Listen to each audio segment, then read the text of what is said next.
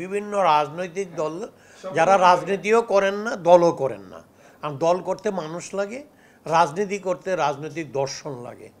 এখন আপনি বাংলাদেশের রাজনৈতিক দল খুঁজে পাচ্ছেন। আমি তো দুইটা মাত্র রাজনৈতিক দল আছে, একটা হলো আওয়ামী লীগ আর একটা হলো জামাত ইসলামী। জামাত ইসলামী এখন কোনো অ্যাক্টিভিটি নাই, সুতরাং তাদের কোনো বক্তব্য কী দিয়েছে আমার অবশ্য জানাও নাই, কারণ আমি জামাত ইসলামীকে বাংলাদেশ বিরোধী একটি দল মনে করি।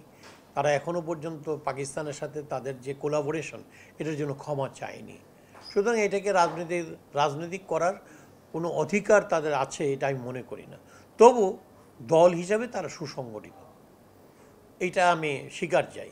আর হলো বাংলাদেশ আওয়ামী লীগ, আর অন্যরা তো কোনো রাজনীতি করেন না, রাজনীতির সাথে তাদের কোনো সম্পর্ক নাই। তারা হয়তো বা রাস্তাঘাটে নামেন টামেন, স্লোগান দেন, আর দল তো তাদের নাই। কোথায় আছে দল বলেন? আমি তো তাদের দল দেখি না। এটা আমার চোখের দোষ হইতে পারে। জেলা বিএনপির 2 ভাগ, তো জেলা বাংলা বিএনপির 1 ভাগের নেতার সাথে আমার এখানে দেখা হলো, কুলাকুলি হলো। তথাকথিত বিরোধী দলের বন্ধুরা, তথাকথিত বিরোধী দল বললাম এই জন্য, তারা আসলে কি দল আমি জানি না।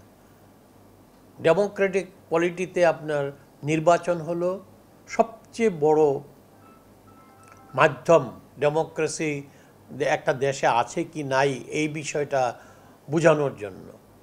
তা আপনার নির্বাচনে অংশগ্রহণ না করলে একটা না, আপনি অনেকগুলো নির্বাচনে অংশগ্রহণ করেন না, তাহলে আপনি কিভাবে ডেমোক্রেটিক পার্টি হলেন? তাদের তো নির্বাচনে অংশগ্রহণ করা উচিত। নির্বাচনে অংশগ্রহণ না করে কি করবে? তারা কি বন্ধ করতে পারবে? আমার নির্বাচনী এলাকায় এই যে উপজেলা নির্বাচন হচ্ছে, সেখানে বিএনপির 3 জন প্রার্থী দাঁড়াইছে।